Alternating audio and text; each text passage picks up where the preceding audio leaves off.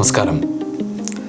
അഷ്ടമ ശുക്രൻ്റെ ആയിട്ട് ബന്ധപ്പെട്ടിട്ടുള്ള അവസാനത്തെ വീഡിയോ ഇതിൽ ഈ ഒരുപാട് പേർക്ക് ബുദ്ധിമുട്ടുകൾ കണ്ടതുകൊണ്ട് അതിന് പരിഹരിക്കാൻ ഈ ലക്ഷക്കണക്കിന് രൂപയുടെ പൂജയൊന്നും ചെയ്തിട്ട് ഇതിന് പരിഹാരമാവില്ല. ആവാഹന പൂജയോ അല്ലെങ്കിൽ ഒരുപാട് പൂജ ചെയ്തതിന് പരിഹാരമാവില്ല.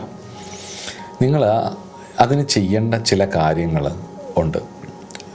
ഡെയിലി ലൈഫിൽ പാലിക്കേണ്ട ചില കാര്യങ്ങളുണ്ട്. പൂജ മോശമായതുകൊണ്ടല്ല കേട്ടോ, പൂജ മോശമാണെന്ന് ഒരഭിപ്രായമില്ല. കാരണം ഞാനൊരു താന്ത്രികനായതുകൊണ്ടും തന്ത്രശാസ്ത്രം കൈകാര്യം ചെയ്യുന്ന ആയതുകൊണ്ടും അതിനെക്കുറിച്ച് പഠിക്കുകയും ഞാനും എൻ്റെ ഉപാസനയുടെ ഭാഗമായ പൂജയും ഹോമവും ഒക്കെ ചെയ്യുന്ന ആളായതുകൊണ്ടും വീട്ടിൽ നിത്യേന പൂജയും തേവാരവും ഒക്കെ ഉള്ള ആളായതുകൊണ്ട് പൂജ ചെയ്യുന്ന മോശമാണെന്നുള്ള ഒരഭിപ്രായവും എനിക്കില്ല, പൂജയും ഹോമങ്ങളും ചെയ്യുന്നത്. പക്ഷേ നമ്മൾ ഒരു തരത്തിലുള്ള ജീവിത നിലവാരവുമില്ലാതെ കാശ് കൊടുത്ത് ആരെങ്കിലും കൊണ്ട് പൂജ ചെയ്യിപ്പിച്ചാൽ ഈ പ്രശ്നം മാറുമെന്ന് വിചാരിക്കുന്നത് തെറ്റാണ്. നമ്മുടെ കർമ്മഫലത്തിലെ സഞ്ചിത പ്രാരാബ്ധ ആഗമികങ്ങളിൽ പ്രാരാബ്ധത്തിലേക്ക് വരുന്ന ആഗമികങ്ങൾക്ക് മാത്രമേ പ്രസൻറ്റിലേക്ക് വരുന്ന, അതായത് പ്രാരാബ്ധം വഴി വരുന്ന ആഗമികം എന്ന് പറയുമ്പോൾ ഈ ജന്മം ജനിച്ച ശേഷം ജനിച്ച സാഹചര്യങ്ങളും നമ്മൾ ഈ ജന്മം തുടങ്ങിയതിന് ശേഷം ചെയ്യുന്ന വിഷയങ്ങളിൽ നമ്മളിലേക്ക് വരുന്ന വിഷയങ്ങൾ മാത്രമേ പൂജ ചെയ്താൽ മാറൂ.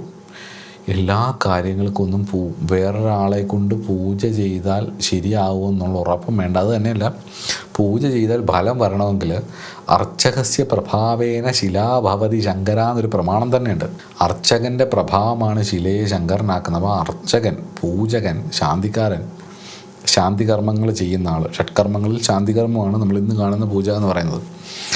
അപ്പം കേരളീയ താന്ത്രിക അടിസ്ഥാനപ്പെടുത്തിയുള്ള ഒട്ടുമിക്ക ക്ഷേത്രങ്ങളിലും അവിടുത്തെ ശാന്തിക്കാരും നമ്മുടെ വീട്ടിലൊക്കെ വന്ന് ആവാഹന ഉച്ചാടനാദി ക്രിയകളൊക്കെ ചെയ്യുന്നുണ്ടെങ്കിൽ പോലും അത് പൂർണ്ണമായിട്ടും ഷഡ്കർമ്മങ്ങളിലെ ആവാഹനമോ ഉച്ചാടനമോ മരണകർമ്മങ്ങളായിട്ടോ ഒന്നും ബന്ധപ്പെട്ടിട്ടല്ല. വശ്യം, മരണം, കർമ്മം ഇത്യാദി കാര്യങ്ങളെ ബന്ധപ്പെടുത്തിയിട്ടല്ല ചെയ്യുന്നത്. അതിന് ഓരോന്നിനും ചെയ്യുന്ന രീതികളുണ്ട്, സമയങ്ങളുണ്ട്, അതിനുള്ള ദേവതകളുണ്ട്. അങ്ങനെയൊന്നുമല്ല. മിക്കയിടത്തും സുദർശന ഹോമവും മൃത്യുഞ്ജയ ഹോമവും അല്ലെങ്കിൽ ത്രിഷ്ടുപ്പ് അല്ലെങ്കിൽ അനുഷ്ടുപ്പ് ഹോമവും അങ്ങനെയൊക്കെ ആയിരിക്കും. ഭഗവതി സേവയും ഗണപതി ഹോമവും ഒക്കെ ആയിരിക്കും 99% എടുത്തും, അല്ല 90% ചാർട്ടുകളിലും ജ്യോതിഷന്മാർ എഴുതുന്നത് അങ്ങനെ ആയിരിക്കും. അപ്പം അതുകൊണ്ട് ശാന്തികർമ്മങ്ങൾ കൊണ്ട് മാത്രം ഫലം ഉണ്ടാവില്ല. അത് ചെയ്യുന്ന ആളിന് അത്ര യോഗം ഉണ്ടെങ്കിൽ മാത്രമേ ഈ കർമ്മ പ്രാരാബ്ധങ്ങളെ ക്ഷയിപ്പിക്കാൻ കഴിയൂ എന്നുള്ളതാണ് ഉറപ്പ്. ഞാനും ചെയ്തിട്ടുള്ളത്, അതുകൊണ്ടാണ് ചെയ്യുന്നതുമാണ്, അതുകൊണ്ടാണ് ഈ പറയണേ. അപ്പം അതുകൊണ്ട് മാത്രം കഴിയില്ല. നിങ്ങളുടെ പരദേവതയെ നിങ്ങൾ ആശ്രയിക്കണം, നിങ്ങളുടെ നിത്യോപാസന കൃത്യമാക്കണം. അതുപോലെ തന്നെ ജീവിതത്തിലെ പല കാര്യങ്ങൾ, ശുക്രൻ 8-ൽ പോയാൽ ഒരുപാട് കാര്യങ്ങൾ ജീവിതത്തിൽ ശുദ്ധിയും വൃത്തിയും ഒക്കെ തന്നെ വേണം. അത് ഉറപ്പായിട്ടും ഇല്ലെങ്കിൽ നിങ്ങളുടെ ആ അഷ്ടമത്തിലെ ശുക്രൻ നിങ്ങളെ പല രീതിയിൽ അതിൻ്റെ കർമ്മഫലങ്ങൾ നിങ്ങളുടെ ജീവിതത്തിൻ്റെ പല മേഖലകളിൽ ബാധിക്കും. അതുകൊണ്ട് ഒരു മഹാസമുദ്രം പോലെയാണ് അഷ്ടമം ഭാവത്തിൽ നിൽക്കുന്ന ശുക്രൻ എന്ന് പറയുന്നത്. പുറമേ കാണാൻ വളരെ ശാന്തമാണെങ്കിൽ നല്ല സൗന്ദര്യമുള്ള ശുക്ലവർണ്ണത്തോടു കൂടിയിട്ടുള്ള ശുക്രൻ അഷ്ടമത്തിൽ നിൽക്കുമ്പം കാണാൻ പുറമേ നല്ല രസമുണ്ടെങ്കിലും രത്നങ്ങളും ഒക്കെ ഉണ്ടെങ്കിലും പക്ഷേ ഉള്ളിൽ അഗ്നിപർവ്വതങ്ങളും നിഗൂഢതകളും ഒളിപ്പിച്ചു വെച്ച ഒരു മഹാസമുദ്രം പോലെയാണ്.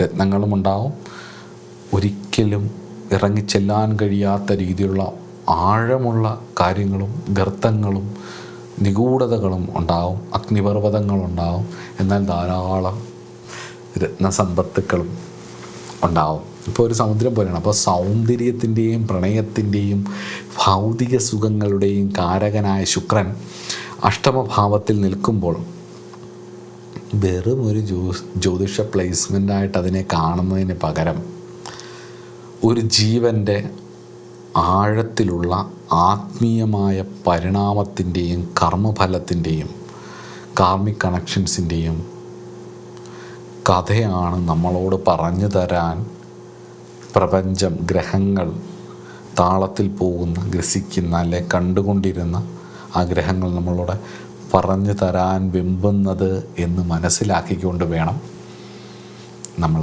അഷ്ടമത്തിലെ ശുക്രൻ ഗ്രഹനിലയിൽ കാണുമ്പം നോക്കാൻ. അപ്പോൾ അതുകൊണ്ട് സാധാരണയായിട്ട് അഷ്ടമത്തിലെ ശുക്രൻ ഒരു ദോഷഫലമായിട്ടാണ് കാണുന്നതെങ്കിലും ഗ്രഹനിലയിൽ അങ്ങനെയല്ല. അതിനെക്കുറിച്ച് കഴിഞ്ഞ 2 വീഡിയോയിൽ ഞാൻ വളരെ വിശദമായിട്ട് തന്നെ പറഞ്ഞിട്ടുണ്ട്. ഈ വീഡിയോയിൽ നമുക്കതിൻ്റെ റെമഡീസ്, വളരെ ക്ഷേത്രങ്ങളുമായിട്ട് ബന്ധപ്പെട്ടിട്ടുള്ള റെമഡീസ് നമുക്ക് നോക്കാം.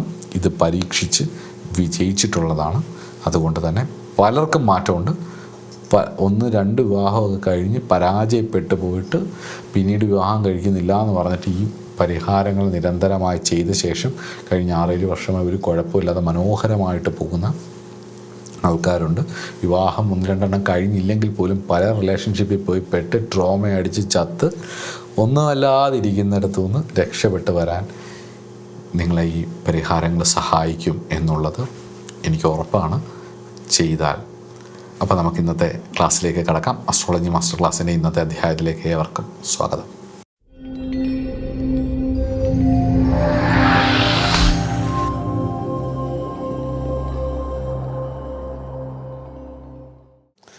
ഒന്നാമത്തേത് നമുക്ക് തമിഴ്നാട്ടിൽ നിന്ന് തുടങ്ങാം.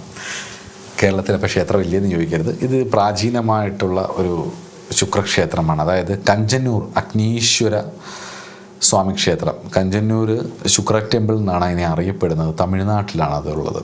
തമിഴ്നാട്ടിലെ കുംഭകോണത്തിനടുത്ത് സ്ഥിതി ചെയ്യുന്ന, ഞാൻ പോയിട്ടുള്ള അമ്പലമാണ്, സ്ഥിതി ചെയ്യുന്ന നവഗ്രഹ ക്ഷേത്രങ്ങളിൽ ശുക്രന് അതിപ്രധാനമായിട്ടുള്ളൊരു ക്ഷേത്രമാണിത്. ഇവിടെ ഒരു പ്രത്യേകത എന്ന് പറഞ്ഞാൽ ശുക്രന് പ്രധാനമായിട്ടൊരു പ്രതിഷ്ഠയൊന്നും ആ ക്ഷേത്രത്തിലില്ല. ഭഗവാൻ പരമശിവൻ അഗ്നീശ്വര സ്വരൂപനായിട്ടാണ് അവിടെ സ്ഥിതി ചെയ്യുന്നത്. ഈ അഗ്നീശ്വര സ്വരൂപൻ്റെ വയറ്റിലാണ് ശുക്രൻ കുടികൊള്ളുന്നത് എന്നാണ് സങ്കല്പം. അപ്പം ശിവനെ പ്രീതിപ്പെടുത്തിയാണ് ശുക്രാചാര്യർക്ക് ഈ പദവി ലഭിച്ചത് എന്നുള്ളത് കൊണ്ട് തന്നെ ഈ ക്ഷേത്രത്തിൽ പോയി തൊഴുതാൽ മഹാദേവൻ അഗ്നീശ്വര സ്വാമി ഈ ദോഷത്തിൻ്റെ പരിഹാരമാണ് എന്നുള്ളതാണ്. അവിടെ ചെയ്യേണ്ട വഴിപാടുകളെന്ന് പറയുന്നത് പ്രത്യേകിച്ച് വെള്ളിയാഴ്ചകളിൽ അല്ലെ ശുക്രൻ്റെ കാലഹോരം നോക്കി ക്ഷേത്രം ദർശനം നടത്തുകയും വെള്ളത്താമരയും വെളുത്ത പുഷ്പങ്ങളും വെള്ള വസ്ത്രവും സമർപ്പിക്കുകയും ചെയ്താൽ റിലേഷൻഷിപ്പ് പരമായിട്ടുള്ള പ്രശ്നങ്ങൾക്ക് ഇതൊരു പരിഹാരമാണ് എന്നുള്ളത് ഉറപ്പാണ്. അതുപോലെ തന്നെ ഞാൻ ഒരു തമിഴ് അസ്ട്രോളജി ബുക്കിൽ വായിച്ച ഒരു കാര്യവും കൂടി, ശുക്രൻ അഷ്ടമത്തിൽ നിന്നുള്ള ഒരു പരിഹാരത്തെക്കുറിച്ച് ഒരു ബുക്ക് കണ്ടൊരു കാര്യമാണ്. അതിന് എനിക്ക് അത് എങ്ങനെയാണത് കണക്റ്റ് ആവുന്നതെന്ന് എനിക്കറിയില്ല. അതിനെക്കുറിച്ച് കൂടുതൽ ഗവേഷണം നടത്തണം. എന്നിരുന്നാൽ പോലും ശ്രീരംഗത്തെ രംഗനാഥസ്വാമിയുടെ അനുഗ്രഹം, രംഗനായികയുടെ അനുഗ്രഹം, മഹാലക്ഷ്മിക്ക് അവിടെ വളരെ പ്രാധാന്യമുള്ളത് കൊണ്ടായിരിക്കും രംഗനായിക എന്ന് പറയുന്ന മഹാലക്ഷ്മിയാണ്. അപ്പം ഭഗവതിയുടെ നട വളരെ പരിഹാരമായിട്ടാണ് പറയുന്നത്. കാവേരി നദിയാൽ ചുറ്റപ്പെട്ടിട്ടുള്ള ഈ ക്ഷേത്രം ആദിശേഷന് മുകളിൽ ശയനരൂപത്തിൽ കിടക്കുന്ന സ്വാമിയാണ് രംഗനാഥൻ, രംഗനാഥ പെരുമാൾ. ഞാൻ എൻ്റെ വീഡിയോസൊക്കെ ചെയ്തിട്ടുണ്ട്. അതിമനോഹരമായ ഒരു ക്ഷേത്രമാണ്, പോകേണ്ട ഒരു ക്ഷേത്രമാണ്. ഇനി അഷ്ടമത്തിലല്ല ശുക്രനെങ്കിലും ഒന്ന് പോകേണ്ട ക്ഷേത്രം കേട്ടോ. അതിമനോഹരമായ ഒരു ക്ഷേത്രമാണ്. ഒരിക്കലെങ്കിലും ജീവിതത്തിൽ പോയിരിക്കേണ്ട ഒരു ക്ഷേത്രമാണ്. അവിടെ ഒരു ഗരുഡനുണ്ട്, ഭഗവാന്റെ വാഹനം. നിങ്ങൾ ആ വിഗ്രഹമൊക്കെ ഒന്ന് കാണണം. അത് ചെയ്തു വെച്ചിരിക്കുന്നതും ഭഗവാന്റെ മുഖം നമ്മൾ അടുത്തേക്ക് ചെല്ലുമ്പോൾ ഒന്ന് കാണും. ഇത്രയും സൗന്ദര്യമുള്ള ഒരു വിഷ്ണു വിഗ്രഹം ഞാൻ കണ്ടിട്ടേയില്ല. ഇത്രയും സൗന്ദര്യമുള്ള ഒരു വിഷ്ണു വിഗ്രഹം, അനന്തശയനായിട്ടുള്ള വിഷ്ണു ഭഗവാനാണ് രംഗനാഥ പെരുമാൾ, രംഗനായികയും. അപ്പം പ്രണയത്തിൻ്റെയും ദാമ്പത്യത്തിൻ്റെയും എല്ലാ സങ്കീർണമായിട്ടുള്ള പ്രശ്നങ്ങളെയും അലിയിച്ച് കളയാൻ ശേഷിയുള്ള ഒരു ക്ഷേത്രമാണ് ഇത്. വ്യാഴത്തിൻ്റെ 1ാമത്തെ നക്ഷത്രമായിട്ടുള്ള പുണർതക്കാരുടെ ക്ഷേത്രമാണ് രംഗനാഥ്. അപ്പം അഷ്ടമത്തിൽ ശുക്രൻ പുണർതത്തിലാണ് നിൽക്കുന്നതെന്നുണ്ടെങ്കിൽ ഒന്നും നോക്കാനില്ല, അങ്ങോട്ട് പൊക്കോളുക. മനസ്സിലാവുന്നുണ്ട്. അപ്പോൾ അവിടെ രംഗനായിക ശുക്രൻ്റെ കാരകത്വമുള്ള ദേവതയും കൂടി. അപ്പോൾ ഈ 2 പേരുടെ ഒരു അനുഗ്രഹം വളരെ വിശേഷമാണ്. ഇവിടെ ഭഗവാന് തുളസിമാല സമർപ്പിച്ച് പ്രാർത്ഥിക്കുന്നതും ഭഗവതിക്ക് വെള്ളത്താമരയോ അല്ലെങ്കിൽ മുല്ലപ്പൂവിൻ്റെ മാലയോ സമർപ്പിച്ച് പ്രാർത്ഥിക്കുന്നതും ഈ ദാമ്പത്യ പ്രശ്നങ്ങളിൽ, റിലേഷൻഷിപ്പ് പ്രോബ്ലത്തിൽ നിന്നും ഓവർകം ചെയ്യാൻ സഹായിക്കും എന്നാണ് വിശ്വാസം. അതുതന്നെയല്ല, ഭഗവാന്റെ കഥകൾ പറയുന്നിടത്ത് ഭഗവാനെ പ്രണയിച്ച് ഭഗവാനിലേക്ക് ലയിച്ച ആൾക്കാരുടെ വരെ, ആ വിഗ്രഹത്തിലേക്ക് ലയിച്ചു പോയ ആൾക്കാരുടെ കഥ പറയുന്നുണ്ട്. അതൊക്കെ നിങ്ങൾക്ക് നെറ്റിൽ അന്വേഷിച്ചാൽ കിട്ടും. അതിൻ്റെ വീഡിയോസ് രംഗനാഥ സ്വാമിയുടെ കഥ പറഞ്ഞ സമയത്ത് അല്ലെങ്കിൽ ആ വീഡിയോ ഒക്കെ പറഞ്ഞ സമയത്ത് ഞാൻ പറഞ്ഞിട്ടുണ്ടെന്നാണ് എൻ്റെ വിശ്വാസം. ഇപ്പം ഈ വീഡിയോയ്ക്ക് ദൈർഘ്യം കൂടുമോ എന്നുള്ളത് കൊണ്ട് തൽക്കാലം അത് വിടുന്നു. അപ്പോൾ ഇതൊന്ന് നോക്കുക. ഇനി അടുത്തത് കാമേശ്വരി ക്ഷേത്രം, അതായത് കാമാക്ഷി അമ്മൻ കാഞ്ചീപുരത്ത് ഏകാംബരേശ്വര നാഥൻ്റെ പത്നിയായിട്ട് ശ്രീവിദ്യാസ്വരൂപിണിയായിരിക്കുന്ന കാഞ്ചി കാമാക്ഷിയമ്മ, ശുക്രൻ, ലളിതാ സഹസ്രനാമം ഉത്ഭവിച്ച സ്ഥലം. ഭാരതത്തിലെ ഏറ്റവും പ്രധാനപ്പെട്ട ശക്തിപീഠങ്ങളിൽ ഒന്നാണ് ഈ കാഞ്ചി കാമാക്ഷിയമ്മൻ ക്ഷേത്രം.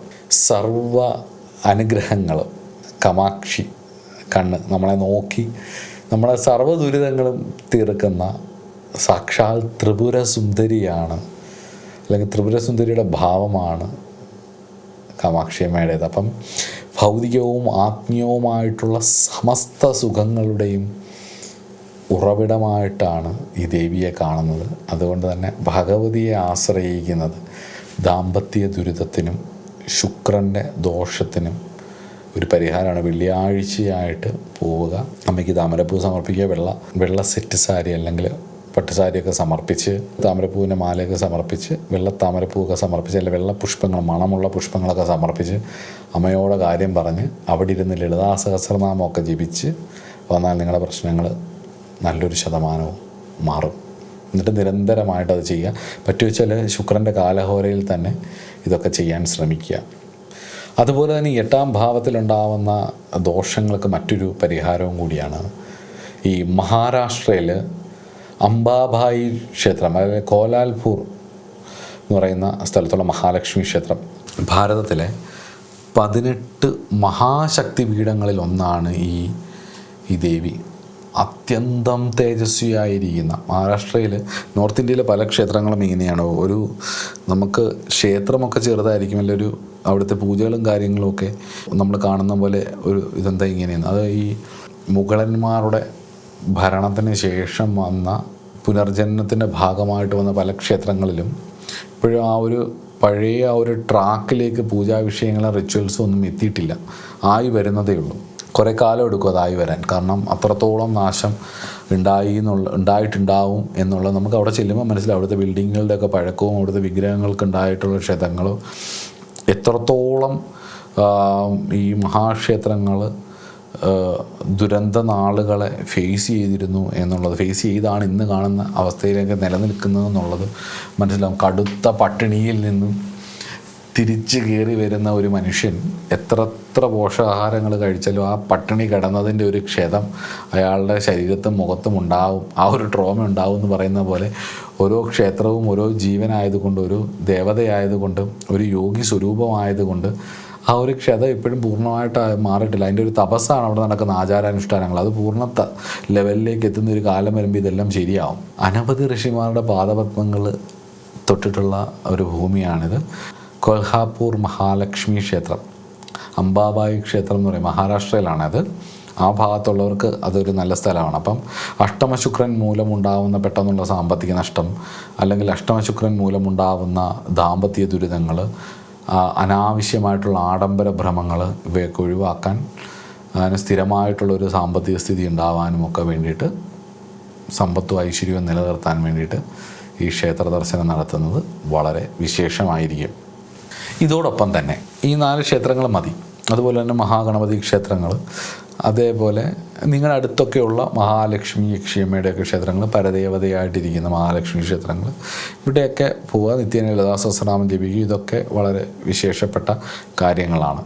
അപ്പോൾ നിത്യജീവിതത്തിൽ ചെയ്യാൻ ഇതിനോടൊപ്പം ഇത് ചെയ്തിട്ട് പഴയ പോലെ അങ്ങ് ഇരിക്കരുത്. നിത്യജീവിതത്തിൽ കുറേ മാറ്റങ്ങളും വരുത്തണം. ഇതിൻ്റെ ഒരു ഊർജ്ജം, അപ്പോൾ ഈ പ്രാർത്ഥിക്കുന്നതിൻ്റെയും നമ്മുടെ ആ ഒരു തപസ്സിൻ്റെയും നമ്മൾ ആ ഒരു ക്ഷേത്രം വിസിറ്റ് ചെയ്തിട്ട് ഇപ്പോൾ ഫലം കിട്ടും എന്ന് പറഞ്ഞുകൊണ്ടിരിക്കുന്നതിന് പകരം വിസിറ്റ് ചെയ്തിട്ട് ആ ദേവതയെ ആശ്രയിച്ച് ഫലം മാറും എന്നുള്ള വിശ്വാസത്തിൽ നമ്മൾ നിത്യജീവിതത്തിൽ ചെയ്യേണ്ട ചില ലളിതമായ പരിഹാരങ്ങളും ഇതിനോടൊപ്പം ചെയ്യണം. അത് പരിഹാരമായി വരാൻ വേണ്ടിയിട്ട്.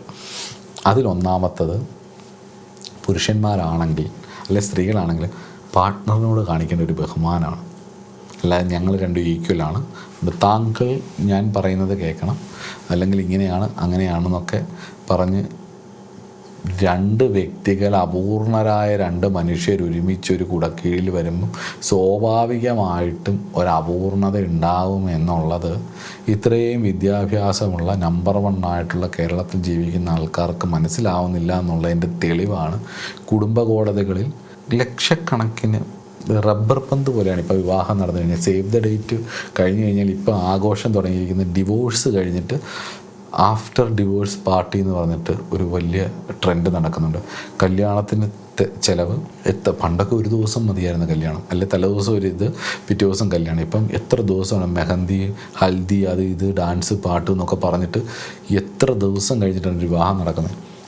ഇതെല്ലാം കഴിഞ്ഞ് 1 വർഷം കഴിഞ്ഞ് കേസായി വഴക്കായി അതിന് എല്ലാം പോയി അതിനുശേഷം ഡിവോഴ്സിൻ്റെ ഒരു പാർട്ടിയുണ്ട്, ആഫ്റ്റർ ഡിവോഴ്സ് പാർട്ടി അല്ലെങ്കിൽ ആഫ്റ്റർ ഡിവോഴ്സ് സെലിബ്രേഷൻ എന്നൊക്കെ പറഞ്ഞിട്ട് നടക്കുന്ന കാര്യങ്ങൾ. ഇതിനൊന്നും പോവാതെ വിവാഹം കഴിക്കുന്നുണ്ട് വെച്ചാൽ വിവാഹം കഴിച്ചെങ്കിൽ ഇല്ല, വിവാഹം കഴിച്ചില്ലെങ്കിൽ പോലും നിങ്ങൾക്കൊരു പാർട്ട്ണർ ഉണ്ടെങ്കിൽ വളരെ ബഹുമാനത്തോടുകൂടി പെരുമാറാൻ. അയാൾക്ക് ഒരുപാട് കുറവുണ്ടല്ലോ, അവൾക്ക് ഒരുപാട് കുറവുണ്ടെന്ന് അവളുടെ കുറവുകളെ മനസ്സിലാക്കുകയും നമ്മളുടെ കുറവുകളെ മനസ്സിലാക്കുകയും പരസ്പരം അക്സെപ്റ്റ് ചെയ്ത് പോവുകയും ചെയ്യുന്നതായിരിക്കും മനസമാധാനത്തിന് നല്ലത്. അതുപോലെ തന്നെ പുരുഷന്മാരോട് എനിക്ക് പറയാനുള്ളത്, എട്ടിൽ ശുക്രനുള്ള പുരുഷന്മാരോട് എനിക്ക് പറയാനുള്ളത്, ഏറ്റവും വലിയ പരിഹാരം എന്ന് പറഞ്ഞാൽ പ്രായഭേദമന്യേ സ്ത്രീകളെ ബഹുമാനിക്കുക എന്നുള്ളത്. അഷ്ടമത്തിൽ ശുക്രൻ നിൽക്കുന്നവർക്ക് ഏത് ദേവത, പ്രത്യേകിച്ച് ശാക്തേയ ദേവതയുടെ ഉപാസന വന്നു കഴിഞ്ഞാൽ പറയും, അതിനിപ്പോൾ പട്ടിയാണെങ്കിൽ പോലും അത് സ്ത്രീ ആണെങ്കിൽ അത് ബഹുമാനിക്കുക. ദേവിയുടെ ഒരു ചൈതന്യമാണ് ആ സ്ത്രൈണ സ്വരൂപം എന്ന് കണ്ട് അവർക്ക് പറ്റുന്നത് ചെയ്തു കൊടുക്കുക, അവനവനാൽ കഴിയുന്ന സഹായങ്ങൾ ചെയ്തു കൊടുക്കുക, ചൂഷണം ചെയ്യാതിരിക്കുക, പരമാവധി വേദനിപ്പിക്കാതിരിക്കാൻ നോക്കുക എന്നുള്ളത്. നമ്മളുടെ കർമ്മഫലത്തിൻ്റെ റിഫ്ലക്ഷനായിരിക്കും നമ്മളുടെ പല പ്രതികരണങ്ങളും. നമ്മളെ മുന്നിൽ അതിനനുസരിച്ചുള്ള ആൾക്കാരായിരിക്കും ചിലപ്പം ടോളറേറ്റ് ചെയ്യാൻ പറ്റാത്ത രീതിയിൽ അങ്ങനെയുള്ള പ്രശ്നങ്ങൾ ഫ്രണ്ടിൽ വരും സ്ത്രീകൾ നിമിത്തം. പക്ഷേ അതിനെ ആ ഒരു കർമ്മഫലത്തിൻ്റെ ഇതാണെന്ന് മനസ്സിലാക്കിക്കൊണ്ട് സമീപനത്തോടുകൂടി ശാന്തമായിട്ട് ശ്രദ്ധയോടിരുന്ന് വേണം അതിനെ ഡീൽ ചെയ്യുമ്പോൾ നമുക്കത് മനസ്സിലാവും അത് എങ്ങനെയാണ് അത് അനുഭവിക്കേണ്ടതെന്ന്. അതിനെ അശ്രദ്ധമായ രീതിയിൽ ഡീൽ ചെയ്താൽ അത് നിമിത്തമുണ്ടാകുന്ന കർമ്മഫലം എങ്ങനെയാണ്, പ്രശ്നങ്ങൾ വരുന്നതെന്നും ഈ കാർമിക് ലൂപ്പ് എങ്ങനെയാണ്, ആൾ മാറും, സ്ഥലം മാറും, വ്യക്തികൾ മാറും, പക്ഷേ സെയിം പാറ്റേൺ റിപ്പീറ്റ് ചെയ്യുന്നത് എങ്ങനെയാണ് നമുക്ക് മനസ്സിലാവും. 1-2 പ്രാവശ്യമൊക്കെ അത് വന്നു കഴിഞ്ഞാൽ മനസ്സിലാവും. അപ്പോൾ അത് ശ്രദ്ധയോടെ നോക്കുക എന്നുള്ളതാണ്. പിന്നെ വീടിനടുത്ത് മഹാലക്ഷ്മി, അന്നപൂർണേശ്വരി, ലക്ഷ്മി അമ്പലമൊക്കെ ഉണ്ടെങ്കിൽ എല്ലാ വെള്ളിയാഴ്ചകളിലും അവിടെ പോയി തൊഴുക. എന്നും ലളിതാ സഹസ്രനാമം ജപിക്കാൻ പറ്റാത്തവർക്കാണെങ്കിൽ വെള്ളിയാഴ്ചകളിലെങ്കിലും ലളിതാ സഹസ്രനാമവും അതുപോലെ തന്നെ മഹാലക്ഷ്മി അഷ്ടകവും മഹാലക്ഷ്മി അഷ്ടോത്തരവും ഒക്കെ അല്ല അന്നപൂർണേശ്വരി അഷ്ടോത്തരവും ഒക്കെ ജപിക്കാൻ ശ്രമിക്കുക എന്നുള്ളതാണ്. മൂന്നാമത്തെ ഒരു കാര്യം, ശുചിത്വവും സൗന്ദര്യവും കാത്തു സൂക്ഷിക്കുക എന്നുള്ളതാണ്. 8-ലെ ശുക്രൻ്റെ ഒരു ഏറ്റവും വലിയ ശാപം എന്ന് പറഞ്ഞു കഴിഞ്ഞാൽ വൃത്തി കുറയാനുള്ള സാധ്യതയുണ്ട്, അല്ലെങ്കിൽ അമിതമായിട്ടുള്ള OCD പോലുള്ള പ്രശ്നങ്ങൾ വരും. ഇതിനിടയ്ക്കൊരു അവസ്ഥയുണ്ട്. അപ്പോൾ എപ്പോഴും വൃത്തിയുള്ള വസ്ത്രങ്ങൾ ധരിക്കാനും ചുറ്റുപാടുകൾ സുഗന്ധപൂരിതമാക്കി വെക്കാനും നോക്കുക. ശുക്രന് വൃത്തിഹീനമായിട്ടുള്ള അന്തരീക്ഷം ഇഷ്ടമല്ല എന്നുള്ളത് കൊണ്ട് തന്നെ വൃത്തിഹീനമായ അന്തരീക്ഷം വരുമ്പം ശുക്രൻ്റെ ദുരിതങ്ങൾ അവിടെ വരുന്നു എന്നുള്ള ഓർമ്മ വെക്കുക ആ സാഹചര്യത്തിൽ. അപ്പം അത് വളരെ വൃത്തിയായിട്ട് വളരെ എലഗൻ്റായിട്ട് നമ്മളുടെ സെലിബ്രിറ്റീസ് നടക്കുന്ന പോലെ അവരുടെ തൊഴിലായതുകൊണ്ട് അവരങ്ങനെ നടക്കുന്നു. അങ്ങനെ നടക്കണം എന്നല്ല പറയണേ, നമ്മുടെ കഴിവിനും സാഹചര്യത്തിനും അനുസരിച്ച് ചത്ത് കിടന്നാലും ചമഞ്ഞ് കിടക്കണമെന്ന് പണ്ടുള്ളവർ പറയുമല്ലോ, അത് മതി. ആ ഒരത്രയും വൃത്തിയായിട്ട് എപ്പോഴും വൃത്തിയുള്ള വസ്ത്രങ്ങൾ ധരിക്കാനും കുളിക്കാനും നനയ്ക്കാനും ചുറ്റുപാടുകൾ സുഗന്ധപൂരിതമാക്കി വെക്കാനും വീറും വൃത്തിയായിട്ട് വെക്കാനും ശനിയുടെ ഒരു സ്വാധീനം ആണ് ശുക്രൻ മോശമാകുമ്പോൾ. അതുപോലെ തന്നെയാണ് ശുക്രൻ മോശമാകുമ്പോഴാണ് പ്രകടനം ഭയങ്കര കൂടുതലായിരിക്കും. ബുധൻ ഭയങ്കരമായിട്ട് വർക്ക് ചെയ്യും, മാനിപ്പുലേഷൻസ് കൂടുതലായിരിക്കും. വല്ലാണ്ട് ബുധൻ്റെ എക്സാക്റ്റ് ഓപ്പോസിറ്റാണ് ശുക്രൻ. അതായത് ബുധൻ ഉച്ചനാവുന്നിടത്ത് ശുക്രൻ നീചനാവുക ചെയ്യുന്നത്, ശുക്രൻ നീചനാവുന്നിടത്ത് ബുധൻ ഉച്ചനാവും. അപ്പം ബുധൻ ഉച്ചനാവുന്ന സ്ഥലം നോക്കിയാൽ മതി അവിടെ ആരൊക്കെ ഉണ്ടെന്ന്. ബുധൻ ഉച്ചനാവുന്ന സ്ഥലത്തെന്ന് പറയുന്നത് ബുധൻ മാത്രമേ ഉള്ളൂ, മനസ്സിലാവുന്നുണ്ടോ? അതേസമയത്ത് ശുക്രൻ ഉച്ചനാവുന്ന സ്ഥലത്ത് നോക്കിയാൽ മനസ്സിലാവും അതിൻ്റെ ആ സ്ഥലത്തിൻ്റെ ആധിപൻ പോലും വ്യാഴം. സമുദ്രത്തിനുള്ളിലെ 2 മീനുകൾ, ഇതൊക്കെ ചേർത്തൊന്ന് നോക്കുമ്പോൾ മനസ്സിലാവും ദൈവീകതയും സൗന്ദര്യവും കലയും ഐശ്വര്യവും വൃത്തിയും ഒക്കെയാണ് ശുക്രൻ. സൗന്ദര്യമാണ്, നല്ല പ്രസൻറ്റബിളാണ് എന്നുള്ളതാണ്. ബുധൻ്റെ പ്രസൻറ്റബിൾ അല്ല. ബുധൻ്റെ പ്രസൻറ്റബിൾ എന്ന് പറയുന്നത് മേക്കപ്പാണ്. രാഹുവിൻ്റെ വേറൊരു ശൈലിയാണ്, കാണിക്കലേ ഉള്ളൂ.